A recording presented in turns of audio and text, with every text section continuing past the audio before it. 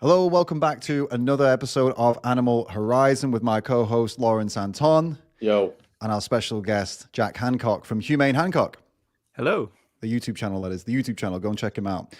Today we've got some stories. The headline story. We're going to dive right into this headline story because I know that's what you're all here for.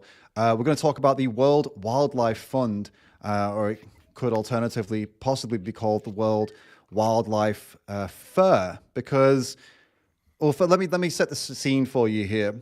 So imagine a charity for homeless people arguing that killing homeless people is actually helping them, because fewer people means more resources for the other ones, right? It sounds pretty crazy. Well, replace homeless people with polar bears, and you've just described the latest scandal with the WWF World Wildlife Fund, and this is the story here. So they have been facilitating in trade in polar bear fur. This Guardian investigator found this out. And the reasoning behind it is that it's sustainable hunting, as if selling polar bear skins somehow is helping sustain the population of polar bears by killing polar bears and selling their fur, and so people can wear it and feel good about it as a fashion statement. And that they believe that hunting and killing polar bears is actually good for conservation. Now, it gets a little wilder when you read the kind of things these guys have been saying. Have you guys heard this, by the way, before? Is this new to you? just the brief mention that you made to me. Right, so yeah, check so this out, right? Oh, go I on, was going go to on, say sorry. that it's new to me, but I'm not like super surprised by it. I guess I can talk more about that later. Definitely. Or let me tell you what they've been saying, because it's absolutely mind-blowing to me. So it says here they've made clear statements about the position regarding trophy hunting and trading elephant ivory, for example.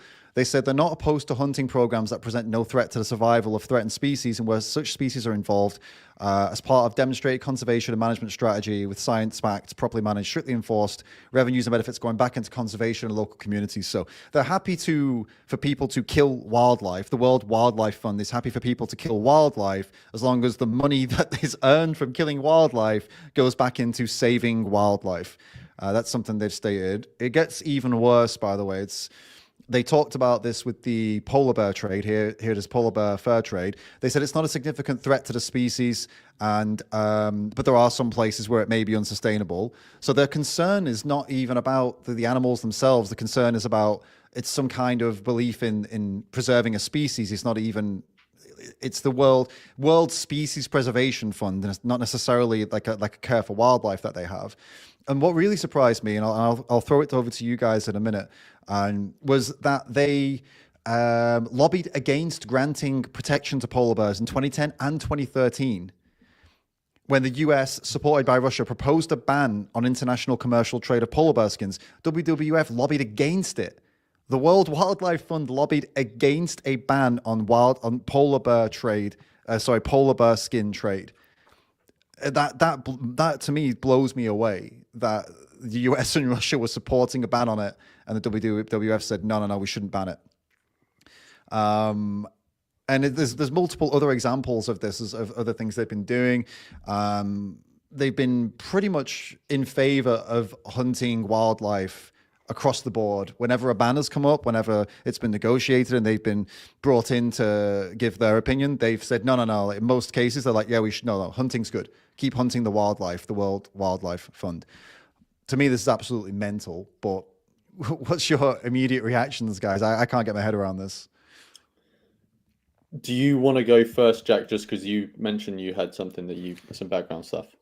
Sure. Yeah. So my initial reaction was that I'm not particularly surprised, and I guess that's because of the work I've been doing around wild animal suffering. And I guess I think this is a really good opportunity to kind of make this distinction clear between these different values. One value being caring about a species and ensuring that a species isn't endangered or going extinct, versus caring about the individual animals. And I know you guys are both aware of this distinction, so I'm more saying this for the people listening who may not have heard about it. I actually think that often this distinction kind of goes unnoticed. So I think one way to explain it that's really easy to understand from people who are animal advocates is to put it in the context of farmed animals. So if we were looking at things only through the lens of a species, how many of the species are alive, and you looked at factory farm chickens, I like to say you could say that this is perhaps the most successful conservation effort in the history of human civilization. But then if you take the other perspective where you zoom into the individual, you can see that in terms of their experiences, it's an utter disaster. So I get what you mean, actually, because so by the WWF and by by their logic here, they would say that factory farming is absolutely incredible then, because actually, like you said, the factory farmed chicken, especially the factory farmed chickens, it's the most successful species in human history. Sorry, not in human history, in the history of the world, probably, in terms of how many there are. And even despite the fact that they're in constant, suffering, despite the fact that they all have their heads chopped off at a fraction of their lifespan, well, that doesn't really matter to the WWF as long as the species is successful. That's basically what they're saying, right? That's why you're making that distinction. That, yeah, it's a pretty wild way to look at it, I think. Yeah, and that's also not like, I also think that it's true that there will be people who are donating to the WWF thinking that and they are doing that because they care about individual animals. They see an advert of like a starving polar bear, and they assume that WWF is working to help polar bears. But I think what's often missing in this conversation is that distinction between like caring about a species or an ecosystem in its entirety.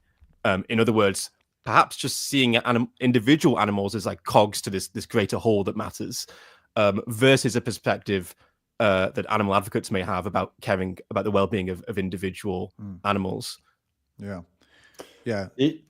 The only thing I was going to add on top of that, because I was also going to make that sort of species individual paradigm shift point, is, and Jack's kind of already mentioned it, there's kind of like this fetishization, especially in environmental circles, of ecosystems, in that ecosystems are sort of like in some way an end in and of themselves.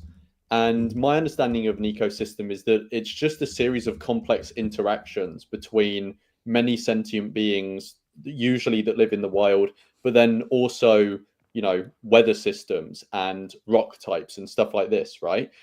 But, maybe there are some people out there that think that we should care intrinsically about rocks and stuff like that. But I think people care about ecosystems fundamentally because they care about the individuals in those ecosystems, or the impact it's going to have, on the beings outside of the ecosystem, like humans. But in that process of care, people get confused, and I think they start to care about the ecosystems themselves as ends. I've often seen, and there's this real fetishization of them, rather than the ecosystem. If we're protecting it, it has to be with the knowledge that that's actually going to have positive outcomes for the sentient beings in the ecosystem.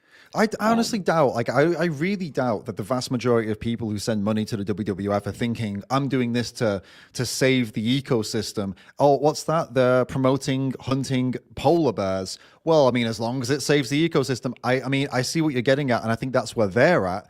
But I don't think that's where the majority of the public is at. And I think that's why when this story hit the news, it was a lot of people were like, wait, what the hell? Because as Jack rightly said, they have all these images of sad polar bears, and they literally use images of animals to promote their organization. Like their literal logo is a panda, I think, right? And so, wait, are you promoting these animals like as individual animals, as Jack said, or are you promoting or advocating for them as, oh no, I mean, the polar bear's sad, but we don't care about that polar bear. We just care about the species of polar bear. We just care about the on paper, the original Latin name for the species of polar bear. That's what concerns us. Okay, that continues.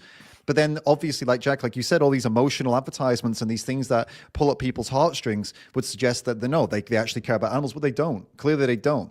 If they're happy to turn polar bears into coats and handbags and whatever for the sake of raising some money to, I mean, it's throwing them under the bus, isn't it? Really? I mean, it's almost even corruption, you could possibly even say. I do wonder if for some, and it's hard to know, like, people are going to have all kinds of different values, but I do wonder if for some people there's something around finding like these charismatic megafauna like polar bears cool to look at, like aesthetically cool. And Yeah, so no the doubt, no WWF doubt. kind of shows a picture of polar bears like, look, we want these to like be around. We want to make sure there's lots of these because we find them cool. Because they're not. I don't think in their in like their advertising to the public they're using like rats or beings that could still be like endangered potentially, not rats obviously. They're also But not just promoting that they advocate for hunting them either. You know what I mean? It's like, oh, look at this beautiful animal, and hey, look, guess what? Kill them because it helps them, and that's what we're all about. We're stopping the bans on, you know what I mean? Imagine if they promoted it like that. But I think, yeah, no, you're totally right. I agree that they use them for that reason, like you're saying, yeah. And just to touch another thing around like the ecosystem stuff, I imagine like a lot of conservationists or environmentalists would say something like, well, the ecosystem has a lot of instrumental value. It's important that we have some kind of stable ecosystem because that affects us. It's important that we have that biodiversity because that affects us. It's just that often this stuff does seem to get conflated with like caring about the individual animals, and I guarantee there will be people donating to the WWF because they're animal lovers and because they want animals to be okay in the wild. Right. Well, yeah, no, 100%. That's what they're. I mean, you would expect an organization called the World Wildlife Fund would have that kind of view of, oh yeah, let's make sure we help wildlife, which you would assume would mean don't let people go out and kill wildlife for fun. You know what I mean? I mean, maybe they take some nuanced position on people killing for survival. Fair enough. I mean, we could debate that all day, but I would understand that at least. I would understand them saying that, even if maybe I didn't think it looked further enough into it or whatever. I'd be sat here being like, okay, that's a debate to be had. Whereas if they're just literally saying like trophy hunting is fine as long as we can get some money, it's like, well, wait a minute. As the World Wildlife Fund, that you would maybe you need to change your name. Like maybe you shouldn't use the branding you use. You shouldn't use the name that you have. You shouldn't position yourselves. I mean, dude, these guys, World Wildlife Fund, I've seen them at multiple vegan conferences and events. I mean, these guys are putting themselves out there as animal advocates. They're clearly not animal advocates. They're species advocates. There's, like you said, there's a very big difference. Under the way they work, factory farming is the most beautiful thing in the world, and chickens are a fantastically successful species. That's absolutely ridiculous. I think they need to straighten themselves out and tell people the truth, or change. I think that's the other option they have. Change.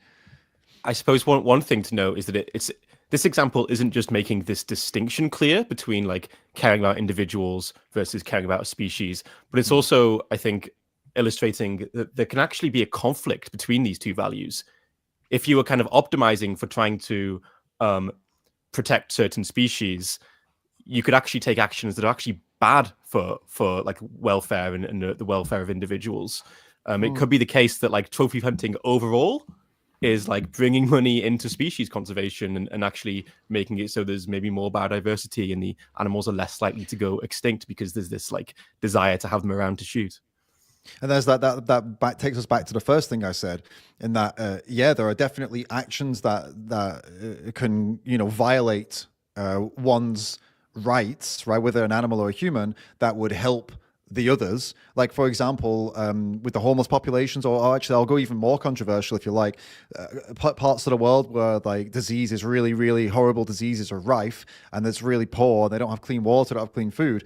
I mean, yeah, you could find ways to fix those situations that involved killing a significant portion of those populations so that there's more resources for everybody and it's less spread out. But then obviously we're not going to do that, right? We're not going to do that because we understand that it's not right. It's not right to go violate some people to help other people when they're all in a situation, they're all victims, right?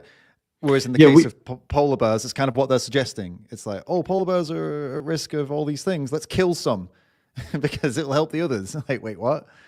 Yeah, I think we've got to be, even if we can rationalize in our head the sort of wider benefit that may come from harming like certain specific individuals, you've got to be really wary about actually doing that in practice, especially when you have a vested interest in the harm that's being done, which it sounds like they do, right? They're getting money from it.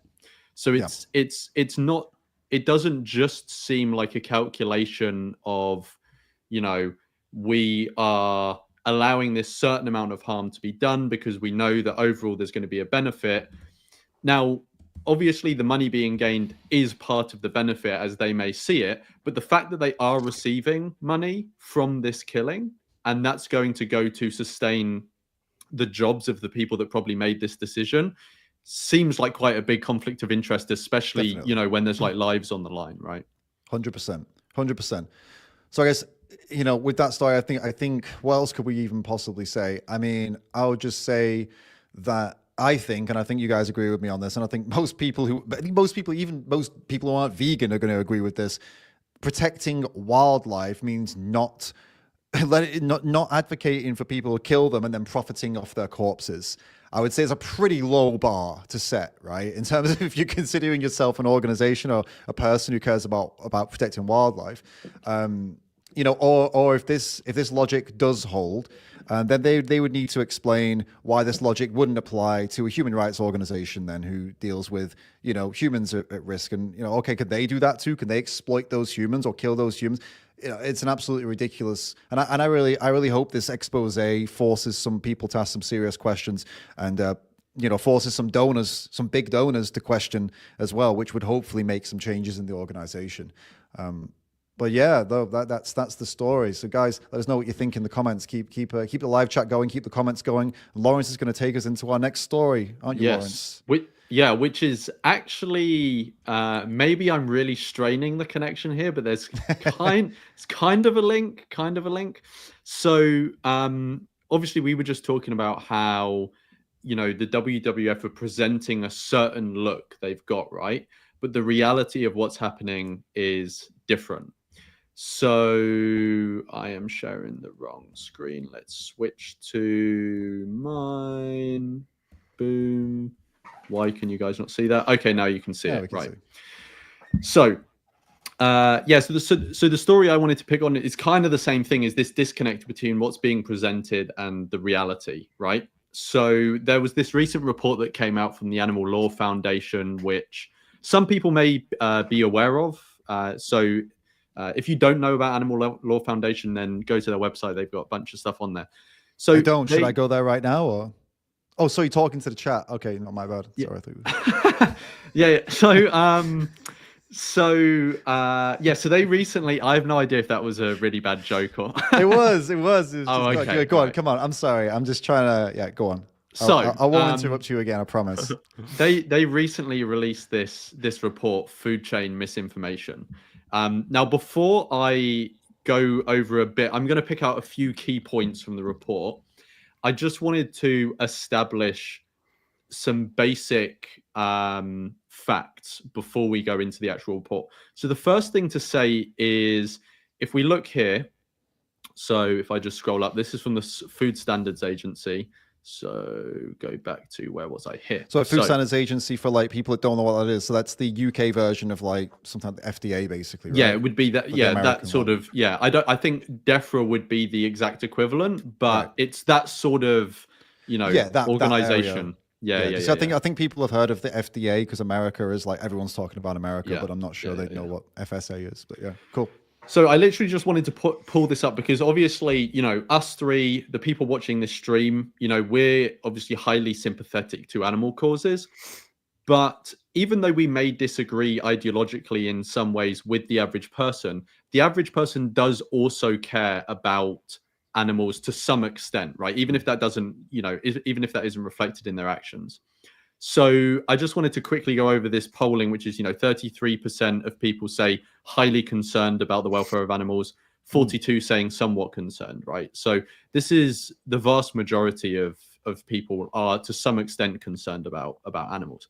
But then you have this conflicting reality where this is in the UK, but we know, the story is even worse outside of the UK. 85% of animals that are farmed are in what are basically factory farms, right? Now, we obviously think animals should not be in any farms, but even to in the view of the average person, this is not going to be in accordance with how they view animals, right? It's just something that's conveniently ignored often. So this is kind of where this report comes in. So this is the report, Food Chain Misinformation.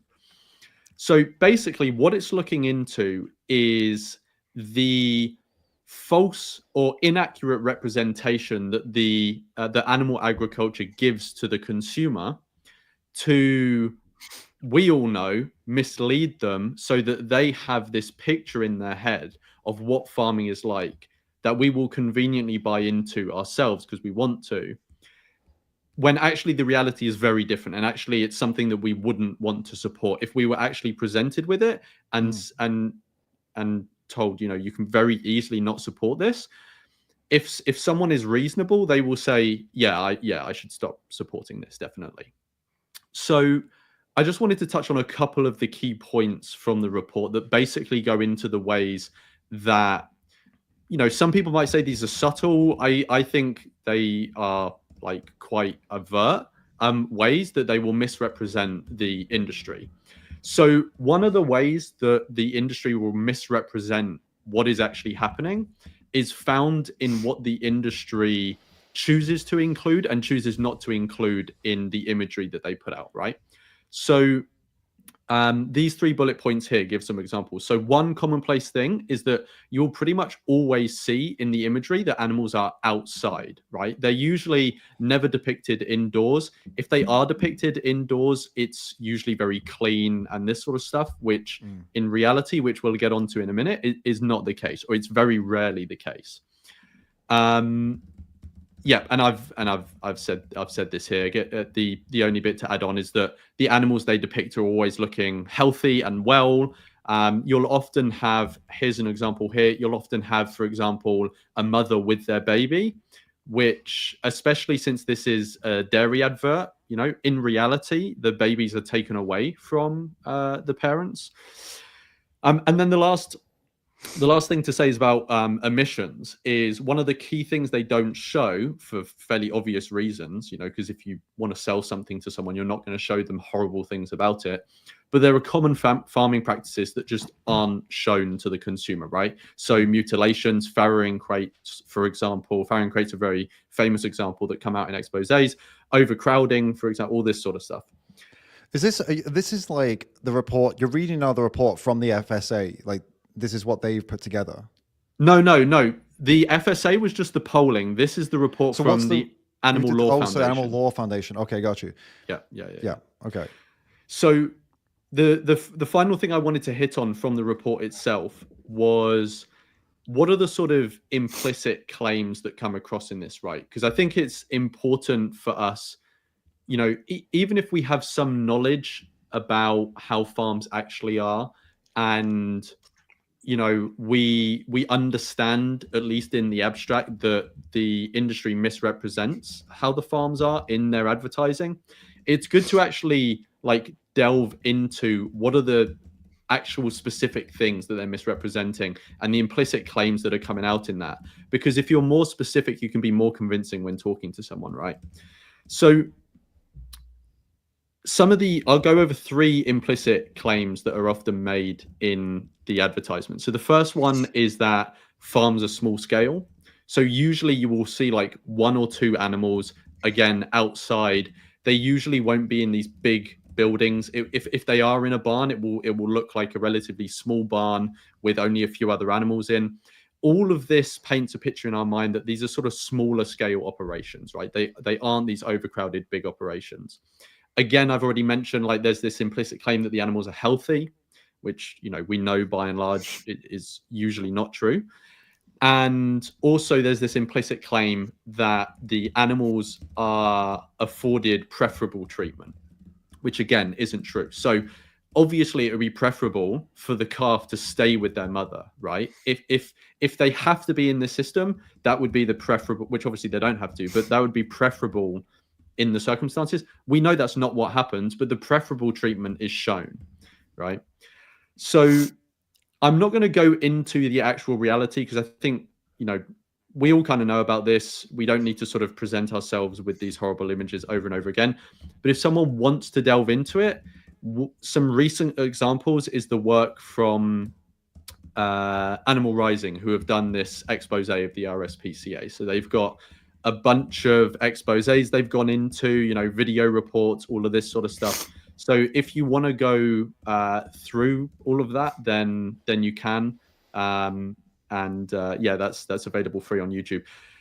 The last thing I was going to say before I hand it over to you guys is just to round this off. There's this good talk. Have either of you guys seen this talk before? If you recognize this, The Secrets of Food Marketing. So this talk was by Compassion in World Farming, and it's actually it's very well put together, and it's quite captivating if people have time to watch it at some point. So essentially, this woman goes through how the industry trick us in their advertising. And at the end, one of the points she makes is that the reason that their methods are so effective is because they're only part of the story. And their part of the story is painting the picture, but the picture has to be bought into. And the other side of the story is us. We are like their secret weapon because we don't like what happens to animals. And we want to believe that everything is hunky-dory and is fine, right? And so when this picture is presented to us, even though deep down we probably know it's not true, we buy into it anyway because we want to think that it's true, right? So our conscience is often the secret weapon to their advertising. So that's all I had to go over. That was some key points from the report. Has this report been covered in any media at all? I haven't seen any substantial covering, no. Yeah, it was in plant-based news, but it was always going to be plant-based news. Plant-based news is going to be of course. Right. So it's interesting because it's why it seems like it would be a good thing. Like a lot of maybe it's just not been seen, but like stuff like The Independent, The Guardian would be likely to talk about something like that. It'd be really good if someone did an opinion piece on it because, it's stuff that we know and it's stuff that animal advocates know and it's stuff that vegans know. But no offense, Lawrence, but I'm sure you agree with me that the report itself is not particularly interesting to read. No, it's very basic. A report. Yeah. And you reading it out is not going to get people into it, right? There needs to be some kind of, like an opinion piece from a reporter who's like puts it in context and uses some imagery and some storytelling, and then people will read it and they'll be like, oh my God, and wake up, So it's a real shame that it's just come out and it's a professional thing, and it's maybe it will get picked up by The Guardian or The Independent or something like that. Yeah, but they should be lobbying for that, really, the writers of it, because it's there's a lot to work with there, I think, for an investigative journalist. What do you think, Jack? Yeah, I'll just kind of echo what you're saying. And I do think that, I guess it's kind of our job as well, I guess, to shine a light on these things. I think that's really compelling. And I think that there's a huge gap between like what the public thinks is acceptable to do to animals and what these companies are doing to animals. And when you kind of show companies outright lying to the public about what's going on behind closed doors, I think that's really powerful. I think it's also less confronting to people because it hasn't got this like individual consumption focus of like, this is your fault, you need to change, and pointing the finger at you. It's like showing this deception of these companies that are prioritizing profit above all else. No, for sure. I was also just going to say, I also don't think, I think we probably all don't think this, that people like being tricked. Like people don't like being tricked, right? And the fact that, again, it's us that's half of the story here, that they know we're going to buy into it, or a lot of people are going to buy into it, is kind of a form of trickery, And I think if that's explained to people and specific examples are shown, and there's multiple specific examples in the report. I only went over that one of the calf with the mother. I think that would be compelling to people, Well, what they do is, I'm watching series on TV, not on TV. That's like an old way of saying it. On the telly. On the telly, streaming. Mad Men. Do you know Mad Men, about the ad guys from the 50s or whatever? Yeah, and they talk about, mostly talking about tobacco and stuff like that. But there's some stuff in there that got me thinking and about animal ag, and they don't necessarily sell products, right? With these ads, they're not really selling you cheese. They're not really selling you meat. They're not really selling you, because they don't show any of the process of that. They just kind of show you right at the end of the ad, they'll show you a package, right, where there's animals involved. What they're more selling is this idea, right? They're selling you a feeling and an idea. When you see a green grass, blue skies, cows in the open with their babies, things like that, you have this feeling and this idea. It's wholesome, wonderful, beautiful. That's what they're selling. And then I don't think people are going to the shop and picking up that brand of cheese because they think that advert made the cheese seem like it tasted good, because it didn't say anything about the taste. It was cows, field, all that stuff. It's not about the taste, is not even important. It's the feeling you get when you see that and you think that's that brand. They're good to animals. And then so that's one of the big things that makes them go, yeah, like Louis just said in the comments there, selling it a fantasy.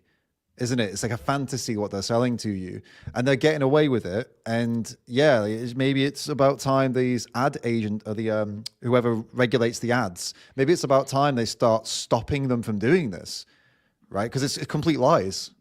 Yeah, and I also want to point out that so what we're focusing on here are like the claims around like animal well-being, and this kind of romantic view of animal farming, but they're also doing it for environmental claims, and they're doing it for health claims. I think it was in the 60s and 70s where there were more and more public concern coming out about the consumption of red meat, with it being linked to heart disease, and so pork profits started to fall. And so what did the pork lobby do? They started marketing this aggressive advertising campaign to market pork as the other white meat, and you saw a significant spike in the sale, not only the sales of pork products, but also you saw spikes in surveys showing that people actually believed that pork was a white meat. So it's kind of distanced themselves away from the negative health concerns of red meat. Right. And that's just one example, but yeah, I mean, it's very clear that the industry care far more about the public perception than they do about like the reality of what's actually happening on those farms. Mm-hmm. Of course, yeah. And if they can keep selling a fantasy, selling an idea, then they'll keep doing it. I think it is about time that ad regulators need to step in and start saying, well, no, you are selling something. It's like, for example, they wouldn't allow me, if I created a new product and it's simply, my advertisement was just simply not what it did. Like, it wasn't it. And it was this really crazy fantasy that made people really want it, but actually it wasn't true. Like, they wouldn't let me advertise it, but then they let animal get away with it. They let dairy get away with it, meat get away with it. I wonder why. But it's probably lobbying, isn't it? Probably that there's money involved, exchanging hands at some level that's getting them to get away with it. So I think one thing, I looked into this a little bit around the USDA, and one thing is that, like, the regulation is just terrible. In many cases, they seem to just be, in America at least, they seem to just be relying on like the word of these companies when it comes to these welfare claims. But I think there's a little bit of a revolving door between like big meat and the USDA in government. Yeah, we actually covered that a bit in the episode with Wayne. We did. When he was basically talking about this connection, and that since in Trump's first term, the enforcement of the animal welfare inspections just went, it nosedived. Yeah. Do you know?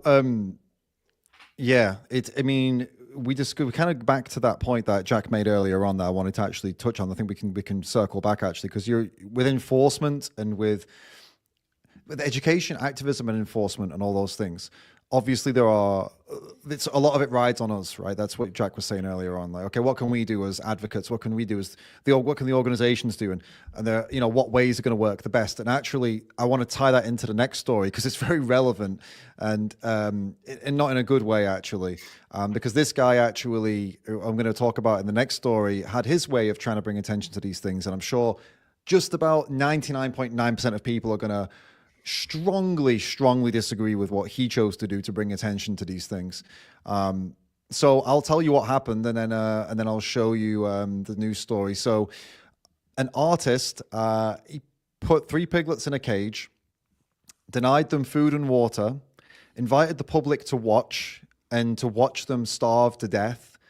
And he did this as an art exhibition. This is a real thing that happened. But something happened, and I'll give you the spoiler now so we're not going to be sad. The piglets vanished, and it turned out that, somebody had intervened on this. So let me show you what's going on here. So this is a real thing. This literally really happened over in Denmark. This artist from Chile called Marco Everesti, he did this exhibit in Copenhagen titled "And Now You Care." And he did it to highlight the suffering of piglets in Denmark's industrial farming system. This was his point, apparently. And at the center of this exhibit was 3 live piglets. You can see them there in the picture. They were put in a makeshift cage made of shopping carts and denied food and water and expected to die within days. And his plan was to let them die right there in the open, to confront people with what he calls Denmark's bloody reality. So he was trying to urge people to reduce meat consumption, support better farming practices, animal rights. This was kind of what he was going for. But he was doing that by starving 3 piglets to death. That was his idea.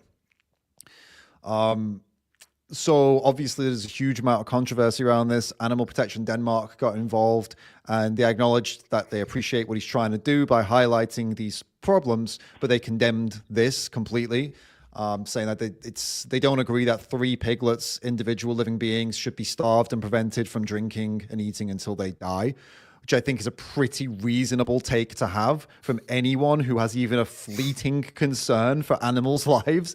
I don't think the ends justify the means, personally.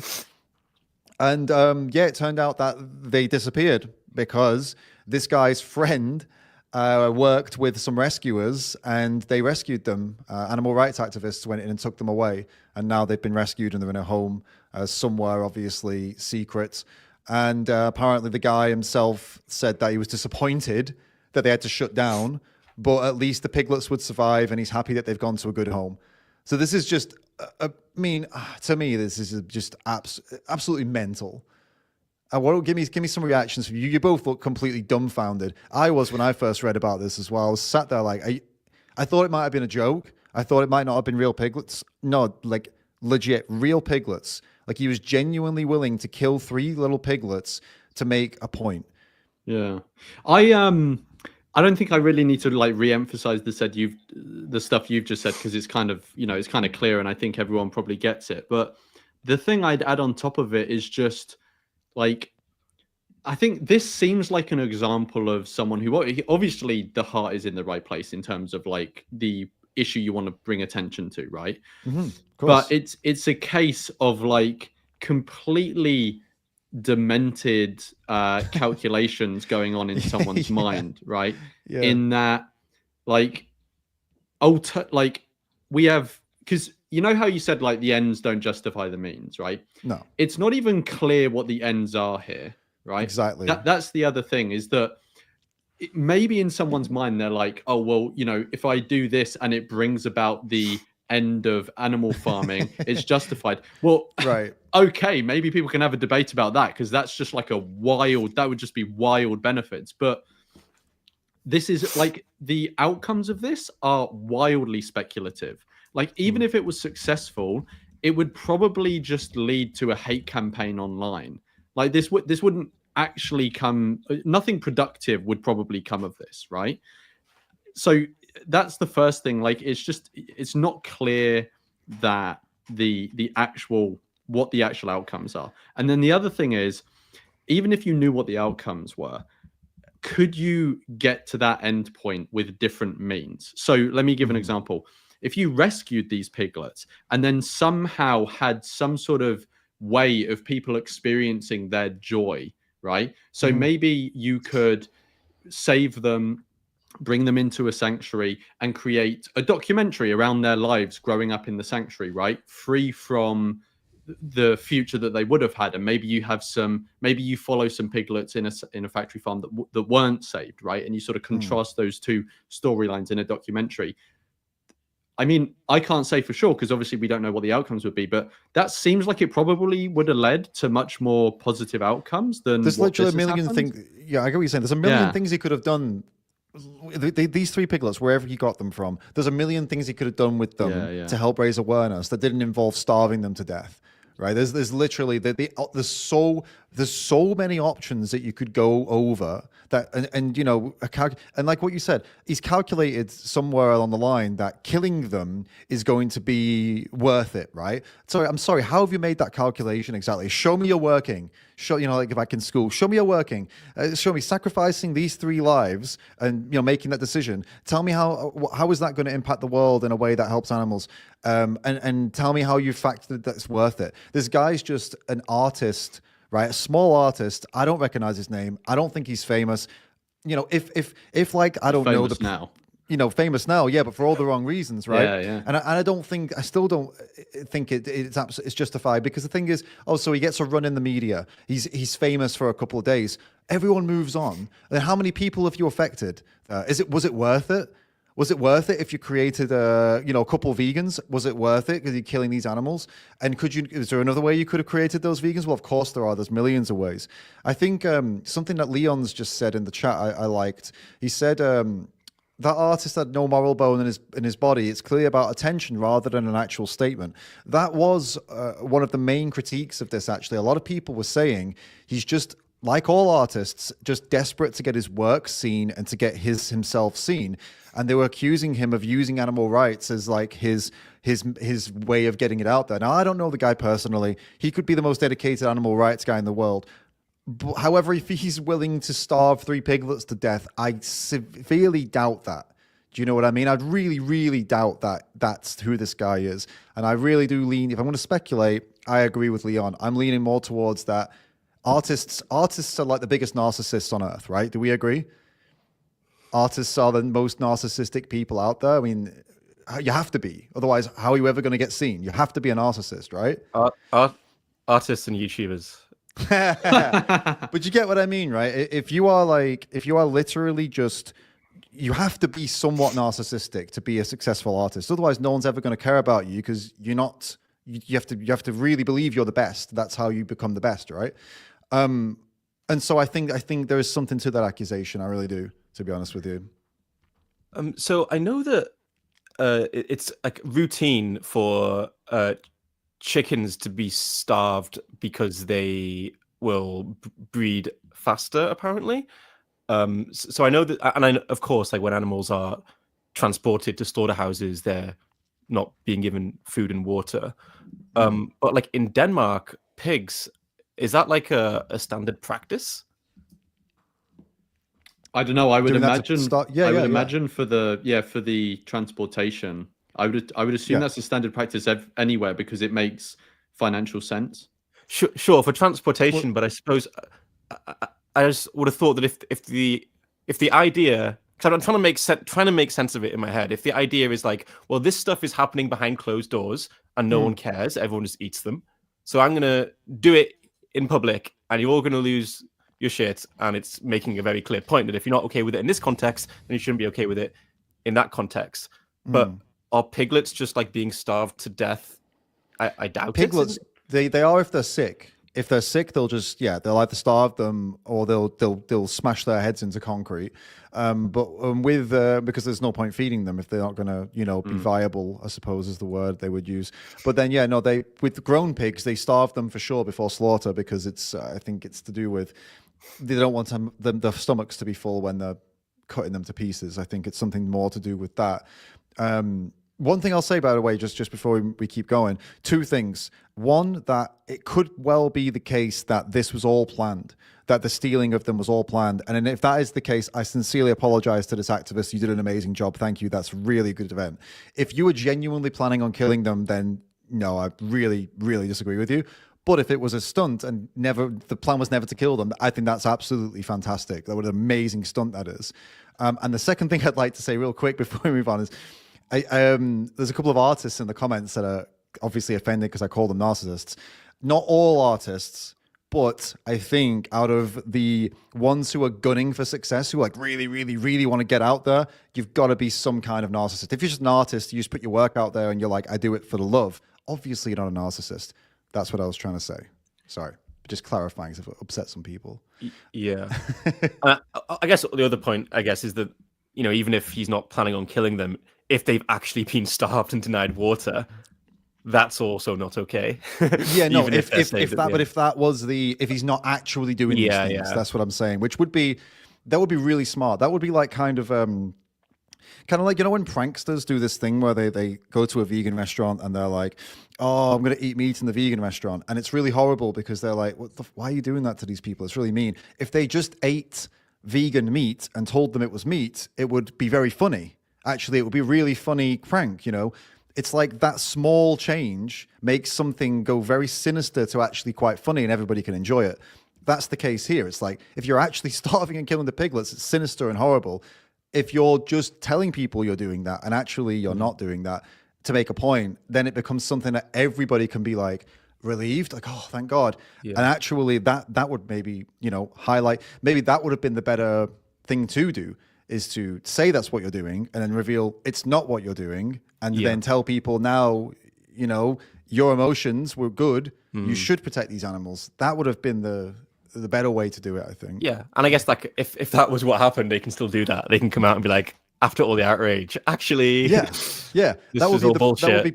It would be perfect. But unfortunately, the outrage is because he's sticking to his guns and saying, no, that's what I was doing. And so people are annoyed. They're like, what the fuck's wrong with you? And it's the attention's more on him than it is on the things he was trying to raise awareness for, you know? And just to touch back on a point that Lawrence was making that I think is really important, is just that the outcomes of this are so speculative.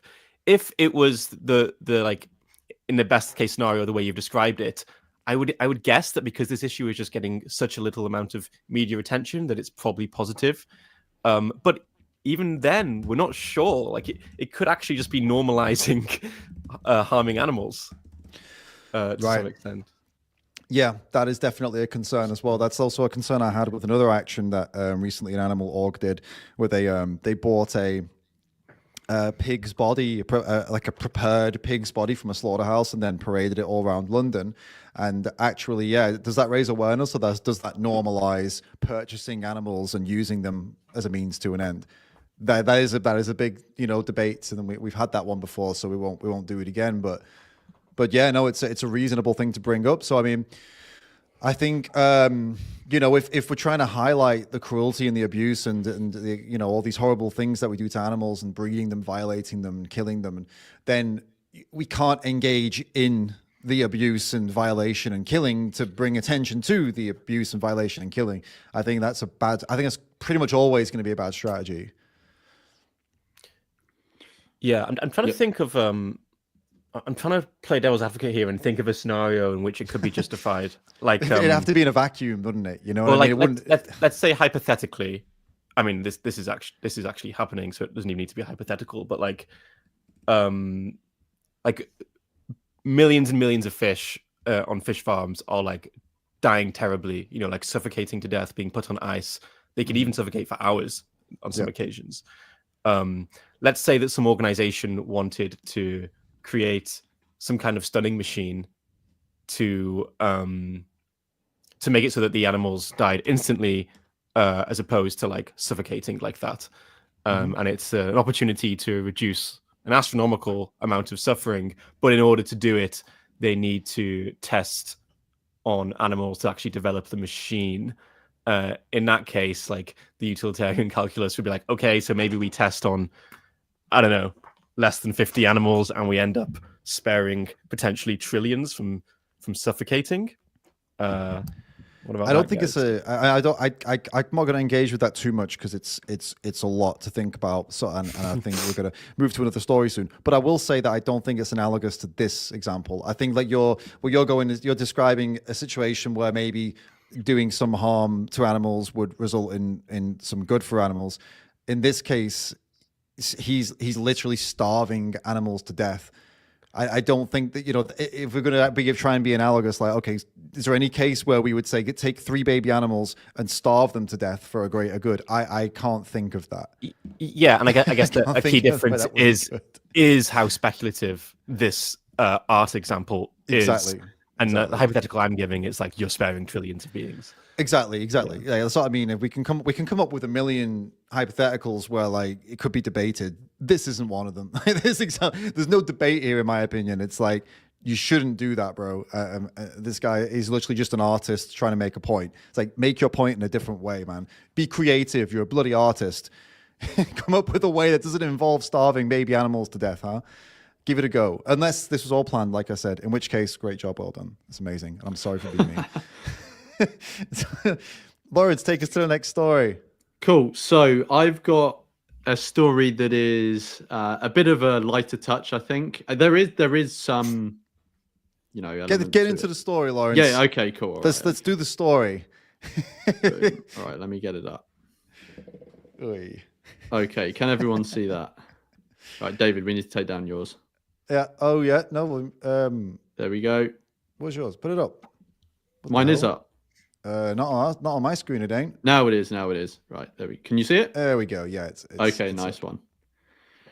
All right. So straight off the bat, we can have a nice little picture of a dog. So that's perked everyone up.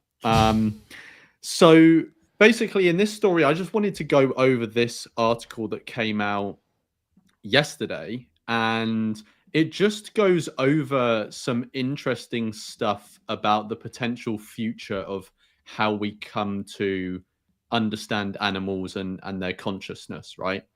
So a bit of background that I kind of learned from this article, because I'm not going to read the whole article, but a bit of background is that essentially the body of the article is this interview with a philosopher and someone who knows a lot about animal consciousness and how we research it, this guy called Jeff Siebu, I think. And so historically, a lot of our understanding of animal consciousness, when we've been intentionally doing research in terms of like experimenting with animals, it has generally been around researching pain markers. So essentially what a pain marker is you provide some sort of stimulus to an individual. So let's say a hot stove, right? And when they come into, or a hot rod, and you come into contact with this hot rod, they are obviously going to like pull away from it, whine, stuff like, this would happen in a human context, in a non-human animal context. And these things are all pain markers. And essentially a pain marker is just some sort of behavior or reaction in the individual that suggests they are having a painful or negative experience. That's my understanding of it.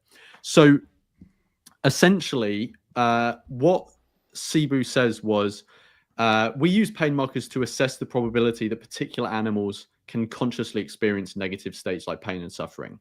So you can ask basic questions like, do they nurse their wounds? Do they respond to, I don't know how to say that word, or antidepressants in the same ways that humans do? Do they make behavior trade-offs between avoidance of pain and the pursuit of other valuable goals like finding a new shell or finding food, etc., etc.? And essentially to the extent that they do behave in that way, you can make some, sort of claims about, okay, that it's more likely that they are experiencing some sort of negative state there. So they, they're more likely to be conscious. And now there is more of a movement, or there's at least some of a movement. I don't actually know how prominent this is, but there's some of a movement to changing sort of two ways that we approach this sort of research. So the first one is changing the assumption that we go into the research with. So often the way that experimentation is done at the moment is assume no consciousness, and you're trying to find evidence to establish consciousness, right? But there are starting to be these movements now where people are saying, we kind of have enough evidence to give animals the benefit of the doubt, right? And so we should now shift our assumption to assuming there is consciousness. And if we then find things that, counter that assumption, then we can kind of check animals off the list rather than trying to check them onto a list, if you get what I mean. So we're trying to take a more charitable approach. Now, that, I mean, obviously we're not going to agree with many types of animal experimentation. There are certain types of research involving animals which we'll get to, and I think we've spoken about on shows before, that could be seen as very acceptable, but those same methods would also be acceptable in the human case. But one thing that changing assumption does do is it would change which forms of research we see as ethical, right? Because if we're going into research with the assumption that a being isn't sentient or a certain species is not typically sentient, then we're going to be more permissive as to what, the extent of harm we can impose on them, right? As opposed to if we go into with the assumption that they are sentient. So can you guys still hear me? I just want to check, by the way. Yeah. Yeah, you can still. Okay, cool. Sorry. I thought my connection had cut out. The second change is about, so that was the assumption, that was the change in assumptions. The second thing is this change to trying to research more joy markers rather than pain markers, which again, I think is going to have, that less of the research is going to be highly unethical than if you're testing for pain markers, right? Rather than joy markers. So where have I gone? I think I'm on the wrong part. Here we go. So there are at least some markers of joy that appear to be quite widespread across animals. One is vocalizations that resemble laughter. Quite a few species will vocalize in a way that indicates joyful experience. So obviously humans do this. So rodents can vocalize ultra high frequency sounds in response to play or tickling in a way that resembles laughter. Another example is optimism. So you can perform studies that give animals the opportunity to pursue the unknown. If they pursue it more readily, then that suggests an optimistic outlook. If they pursue it less readily, then that suggests a pessimistic outlook. Optimism is generally associated with positive experience and positive affect. Then there is play. So we see play behavior in a lot of different animals. It does have an obvious direct evolutionary advantage, but it seems to be an expression of joy. We find that not only in other mammals like dogs, but even in insects, which is super interesting. And I think bees is a famous example. There is research. Oh, yeah. Sorry. Yeah, it says bees right here. There is research involving bees rolling a ball around for no other reason than the sort of positive experience associated with it. And there are other joy markers that are going to be more species specific, like facial expressions, tail wagging, stuff like that. And finally, there are some other markers too, such as the presence of oxytocin or dopamine or serotonin in the brain. Combined with markers of pain and perception, markers of joy can give us better understanding of consciousness. If animals have a realistic chance of being conscious, then we have both ethical and scientific reasons to look beyond pain. So, but focusing, and I'm getting to the end of my commentary here, and then I'll hand over to you guys to see what you think. But focusing on joy markers doesn't mean that we can't also research pain markers, right? Because it might also still be useful to research pain markers, but there are specific ways we can go about doing that that are going to be way more ethical. So we can look at past studies that are already done, right? And we may have new models that we can put the data through. Now we have like AI and stuff like that. But we can also conduct observational field research and use observations of animals experiencing pain and nursing their wounds in the wild without intentionally inflicting the pain on them.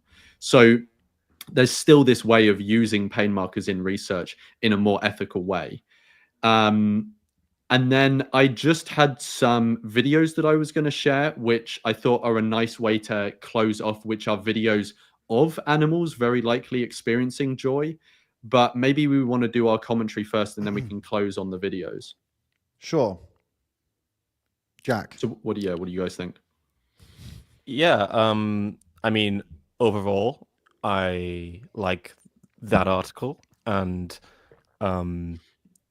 I think it seems like, so I guess I think we'd probably all agree that if possible, alternatives to animal testing should be used. We're better not breeding these conscious beings into the world in order to try and learn things about them. But I guess there are going to be some cases where you kind of need to. I mean, the scientific research we have now showing that fish feel pain and fish are likely conscious is very useful to push for legislation protecting them. And I imagine we're going to have that same thing going on with insects and invertebrates, which of course is like this ethical dilemma. But I think when alternatives are not possible, then absolutely, like, we should be finding ways to make that process less unethical and less unpleasant for the beings that exist. Mm-hmm. I think that the anyone who's done research on animals, like anyone who's involved in vivisection and research on animals, like they've known the things that you've just said for a long time. You know, that they've been aware that these animals are, you know, mice and dogs and monkeys and all the animals they test on, they're fully aware of the things that they feel and what they go through, and that they're complex. And that's why I read this article some years back about some guy who he was doing studies and he was researching on, I believe it was mice or rats, and he had to remove himself because he couldn't handle the emotional trauma of it. But here's the kind of funny thing about it. He didn't quit. He just moved to a different position where he didn't have to directly test himself. So he was just managing other people doing the testing, which I find that really funny. It's kind of like, oh, I know this is immoral and it makes me feel bad, but I'm just going to like move to a back seat so I don't have to do it myself. I found that to be a really interesting insight into the psychology of some of these people, you know. But there are a lot of people do quit. They do quit because they can't handle the emotional trauma of what they're doing to these animals. And so when things like what Lawrence read out, when stuff like that comes out, you're like, well, yeah, I mean, the people have been saying this for a long time, like, but now we need, it's kind of like you shouldn't really need some kind of complicated, high level behavioral study to show you that, and like other mammals, right, that probably feel pain and have complex emotions. Like, why? Like, that should be assumed, and then let the complex research disprove it. Like you said, Lawrence, that should have been how we always had it. It should have been assumed that this is the case, and then let's fund some research to. And if it's not the case, then obviously that changes things. But we should be looking to confirm what we already know intuitively as mammals, right? It's ridiculous that it's been the other way around, to be honest. Yeah. Lawrence, yeah, go on. Well, I was just going to say that historically, humans have just had this pattern of just assuming that other beings aren't conscious, and we do terrible things to them. And over time, like, we're just expanding our view of what beings are conscious. And so I think that tells us something important going forward when it comes to beings who are very dissimilar like us, like arthropods and invertebrates, that we should be giving them the benefit of the doubt. That, I mean, the other thing to mention is, I can't remember the exact term for this, but essentially the risk of us being wrong isn't so bad if we're wrong that we think they are conscious and they're not. Like, we use some extra painkillers that aren't necessary, but the potential risks of assuming they're not conscious when they are is like potentially torturing beings. So I think that's another reason why we should just always kind of give them the benefit of the doubt just in case, you know. Yeah. And if that's too much of a stretch for somebody watching, which I imagine, you know, it isn't. But I mean, these kinds of assumptions weren't all, you know, that they don't feel pain like us and they don't do this like us. And these weren't just made of other animals. People have made those assumptions about other humans in the past. They don't feel the same pain as us. They don't have the same emotions as we do. Just do what you want to them. It doesn't matter because they're not the same. These are some of the weird, you know, ways that people try to make people not feel guilty about, you know, what they were doing to other humans. It's been done. It's still being done today. I mean, it's not as biological necessarily, but it's more like when people have decided there is another group that they want you to go against, they'll say things like, "Oh, those guys, they have no emotion. They don't feel any empathy. They're all psychopaths." you know, which is it is a biological claim actually. It's like their brains don't work the same as yours, so we need to be harsher on them. We need to be violent or whatever. You know, with people who disagree with you and things like that, you start to make claims about their biology. Whereas if we do what you just said, you know, we assume that everybody, human and most animals, we assume that they have some kind of complex feeling and some pain, and they have a lot of what we have. We'll probably have a much better outcomes across the board, whether it's disagreeing with another person or whether you're about to bloody cut an animal open. You know, assuming that they feel like you feel in some way is a good place to start, right? For sure.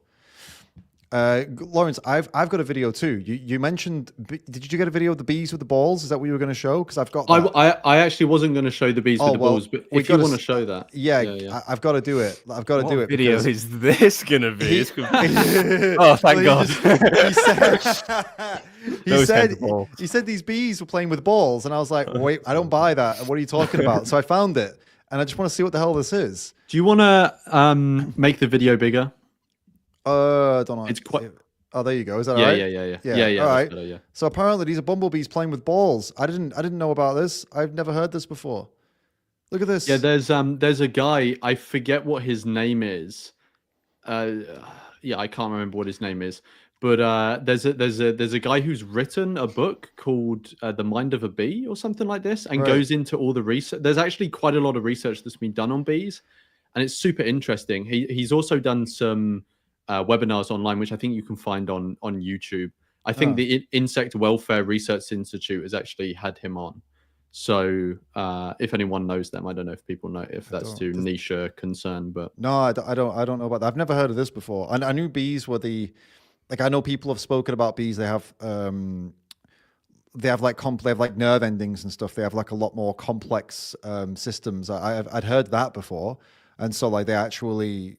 They can feel pain. Like that's been like known for a very long time. Should have been assumed again, but I didn't know they played with balls. I didn't know like they rolled around and played with balls. That's absolutely crazy. Yeah, it's pretty wild. Yeah, that's blown my mind. I didn't know that. That's really cool. So it'd be nice to bees. It'd be nice to all animals, but obviously, bees. People get scared of bees because they got stingers. You know. Yeah, exactly. Yeah. Just chill. But my impression is that I think I've seen something similar with bees. But my impression is that people find it much easier to like care about bees and empathize with bees than other insects. I don't know if you guys agree with that. Well, if you're looking at just insects, then bees are probably going to be higher up just because, you know, I mean, I think even on such a basic level of the fact that just like they have Bumble in the name, you know, like that's quite a nice word to say. They're fluffy, aren't they? They're like they're fluffy. They're associated, even though it's not this type of bee that makes honey, they're associated with honey. Right. And, you know, so people maybe sort of, you know, I don't know, associate some sort of closer connection with them in that way because maybe they've been to like a honey what is it where they called? I forget what they're called. But they're also supposed to be kind of good for the environment with all the pollination. So I think that's another reason why people like them. Yeah. Mm-hmm.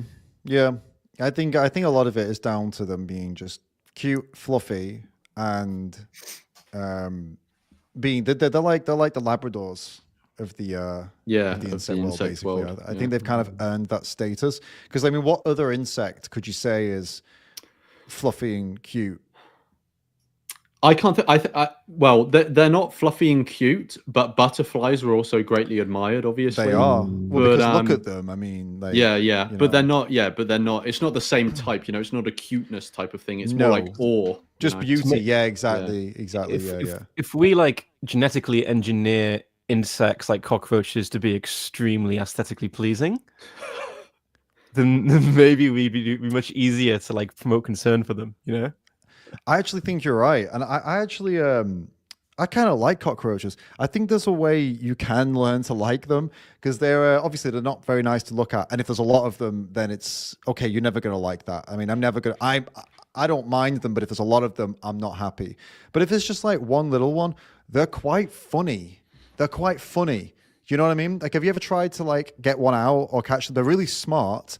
and they're great at evasion, and it's kind of like a bit of a I get a bit of a game out of it. I find it quite fun to like chase them around trying to catch them, but only if it's like one, you know what I mean? I would, yeah, when they swarm, it's like, oh no, that's it for me. I can't love that. Yeah. But I mean, there's a way to like, I think if you try hard enough, you can like most insects. I think, you know, you can see something that you like in them. Like cockroaches to me are funny because they just they sprint around and they see you and they try and dodge you and stuff. And I find the whole thing quite funny, for example. That's what I like about cockroaches. It's like a weird game of British Bulldog. Sort of. And even for them, and I do acknowledge that for them, it's probably the most terrifying experience. They're like, you're like, this is hilarious. But it's at least, you know, it's for their own good. I mean, I'm helping them, you know, out of my house. I'm not going to kill them. For the good of the species. But I'm sure, like, you know, and flies get a bad rap as well. But I think flies are actually pretty cool. I think they seem pretty smart as well. Sometimes they seem. Well, I don't know. Show them a window.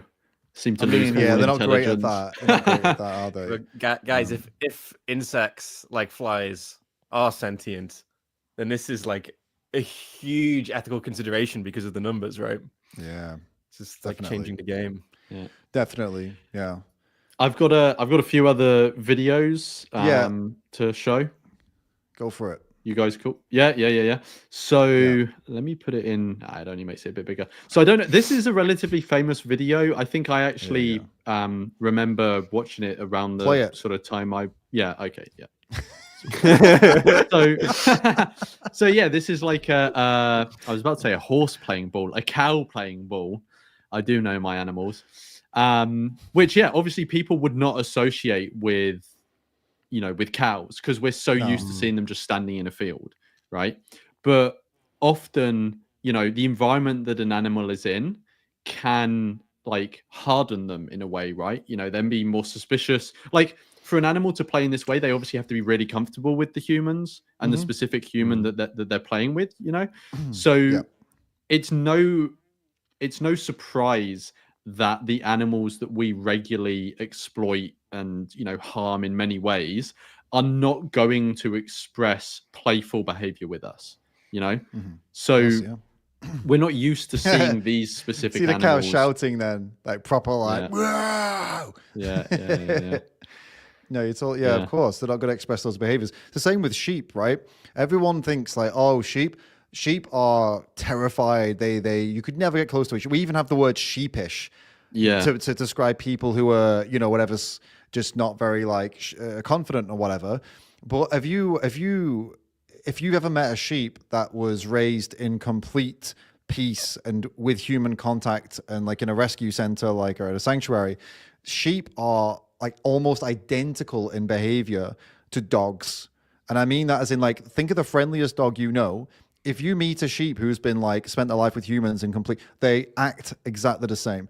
They beg for scratches. They paw you, trying to get you to touch them. The only thing that's different from them and dogs is their version of play could involve pushing their head on you quite hard. Like not headbutting. They won't headbutt you necessarily, but if they want you, they'll really push you really hard with the head, and they're very strong. Dogs kind of do that with the nose. Sheep do it with the head. Apart from that, they're really, really similar in how they show affection and stuff. And no one really knows that because no one's ever seen a sheep outside of a scenario where, you know, a farmer's controlling them with a dog and it's all very aggressive. And the only time the farmer touches them is when he's going to like brutally shear them, pin them down and shear them in a really uncaring way and throw them back out again. And maybe eventually, you know, all the things that they don't, all the interactions they have with the farmer is very cold, you know? Yeah. And so, and then eventually they'll be killed or even, you know, cold at best, abusive at worst, right? But then well, you're totally right what you're saying. Give an animal a chance to, you know, be peaceful and trust humans. And this is what you get. They enjoy themselves. They have a lot of love. The next one I had was, I don't know if you guys have seen this. This one's so good. Yeah, this is a super famous video. Have you seen this, David? I think so. Yeah, play it. Yeah. I think I remember it. You can see from the title. Yeah. I gotta. It's just like, you're gonna describe the video if I don't make you play it.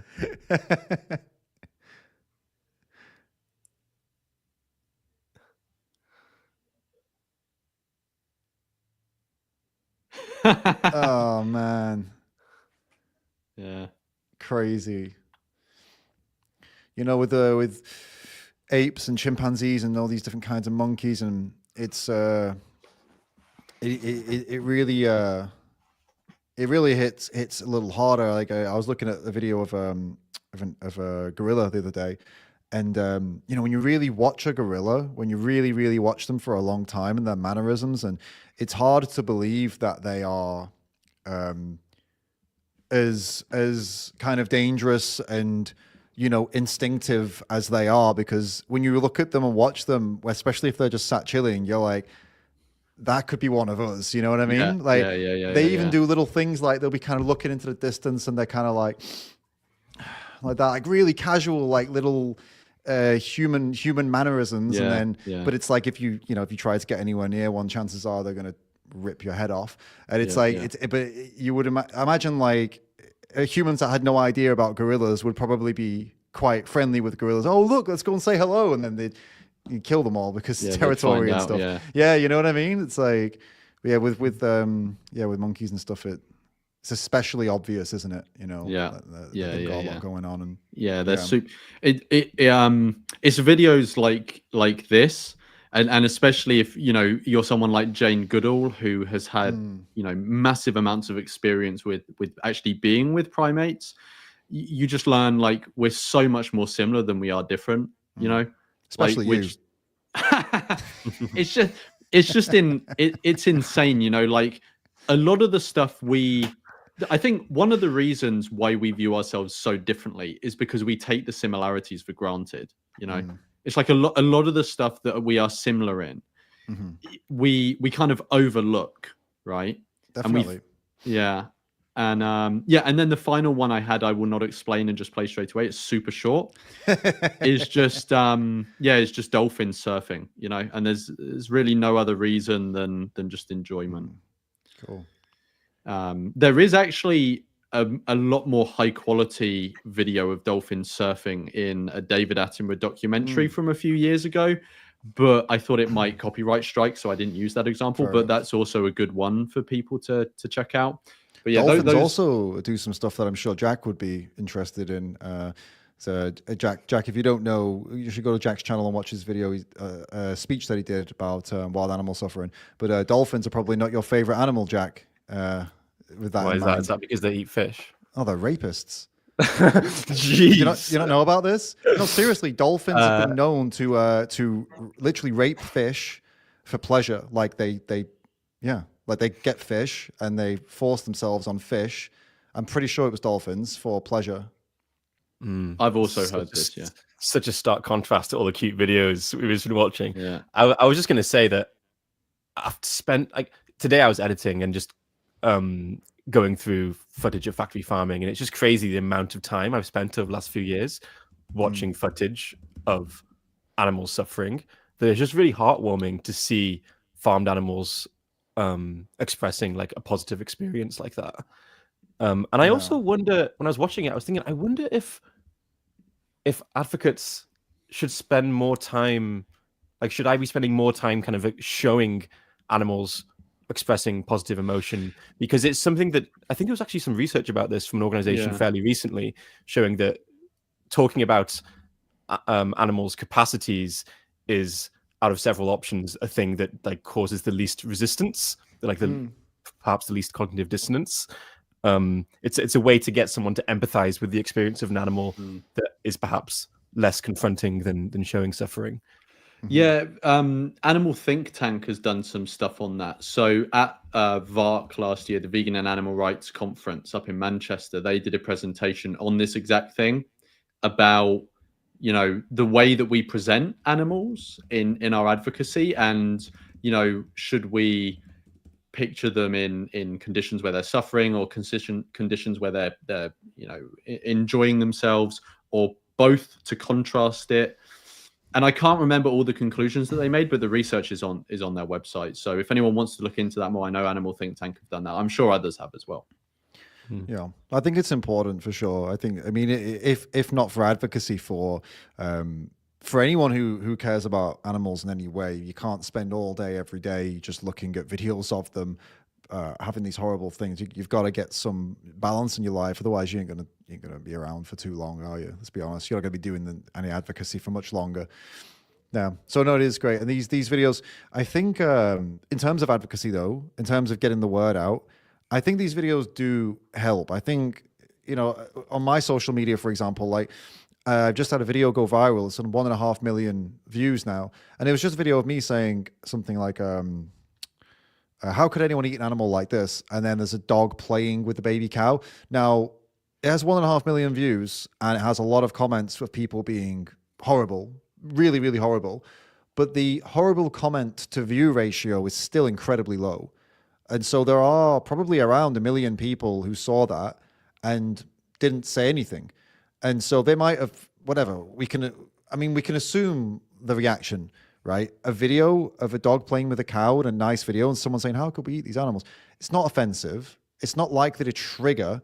So yeah, there are people who are trolls and edgy and silly, but there could be around 1 million people who saw that and said, that's a good point. You know what I mean? So I think these nice videos with a not very challenging message could serve a pretty big purpose. And remember, if people watch that, the algorithms will serve them another video of yours. And that one could be a little more pressing, it could be a more pushy video. If they watch that one 3 or 4 times, they might get served another one of yours. So it all connects. Yeah. I think it's good to put this out there. Yeah, just to reemphasize what you're saying, I think for sure that encouraging people to update on like the capacities of the victims of the meat industry is an absolutely good thing to do, and something that I think that I should probably do more often, as opposed to mostly just kind of talking about the suffering of the animals. And I think another thing to note is that there's this research suggesting that if people are expecting to eat a meat-based product, they'll perceive animals to be less intelligent and less sentient. So they'll actually downplay the cognitive abilities and capacities of animals as a way to reduce that dissonance. So I think pushing against that and showing a different narrative that animals are having like a vast internal experience can only be a good thing. 100%. It is interesting how we adapt our behaviors like that, and how different inputs can adapt behavior. Like I saw this study when I was studying psychology, I think at college, where they had a control group, and they'd done some secret filming, and they had a control group where they tested, like, I don't know how generous people were, or I can't remember exactly what it was. It was to do with, like, they had to give something away. It was like a controlled study, Anyway, and it was like, okay, how much of that are you going to give to those people? And tested them. Okay, cool. And then they had other groups, and with those groups, they gave them a load of money to hold on to during the experiment, and it made them more selfish. It made them less generous. And they found this, like, with multiple groups and controls, and they actually found that, so if you had a lot of money in your pocket, you became more selfish with the fake things that they were giving to each other. Like, I don't know what it was, like little circle plastic pieces of plastic or whatever it was. So it's, that's just an example of just how big of an influence on you the physical things around you and the things you're seeing have on who you are as a person. So that really does back up, yet again, this idea of having animal videos out there, showing animals as individuals and showing them as playing or being intelligent and these things. It might seem arbitrary. It might seem like just a cute video, but it will impact people's behaviors just the same way as someone having a lot of money can make them more selfish. Someone seeing videos of beautiful animals that are normally in farms, but having a great life, might make them more caring about that and consider that, Probably will. Let's be honest. It probably will. I mean, we can assume it has a good impact. And if it doesn't have a good impact, it's probably going to be neutral. There's no risk to it. A cute animal video is not going to make someone go, oh, these vegans. Probably not, right? Yeah. It's like low risk for sure. Guys, it was great to have you on. We're going to quickly go through some of the comments that we had throughout. Some people sent over some donations. Mark just super chatted. Thank you, Mark. It says humans and animals have the same divine life force. Thank you, David, Lawrence, and Jack. Thank you, Mark. I think that's yeah. I don't know about divine life forces, but I'll take your word for it. And I hope you're right. I hope that is true. I hope when we all pass over, to the next, wherever we go. I hope it becomes clear that actually we're all part of a divine life force. That would be nice. We had JP and Julia said, so glad you're doing this. If we focus on caring about individuals, the species will be fine. We need to shift the rhetoric, which I think is a really good comment from our first story. Yeah. You guys agree with that? Yeah. Makes sense, right? Completely. And then we had Bovine Bluestocking who said, hi, David and Lawrence. I have nothing clever or interesting to say, but you and your amazing guests always do. So keep up the good work. I was about to say neither do we, but, you know, we're trying anyway. We're trying to make it interesting. Well, guys, I hope you've learned something today or found something out today or just enjoyed it, spending time with us today. It's been great to have you all here. Great to have Jack here. Jack, where can people find you? Yeah, my YouTube channel is cringely named Humane Hancock. So that's where you can follow me and keep up to date with what I'm doing. I do also have Instagram, but I have to admit I'm not very good with it, and I don't post super regularly.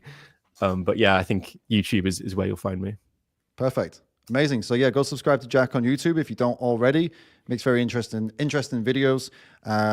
And you might find some of them uncomfortable, but at the end of the day, we're all on the same team, and it's good to question all the things that Jack talks about. Even if you disagree, it's still amazing to have those discussions and conversations, and you'll see what I mean when you go check out his channel. So definitely get over there and check it out. Thanks again, Jack. Thank you, Lawrence. No worries, as always. Been a wonderful co-host. We'll see you all in the next one.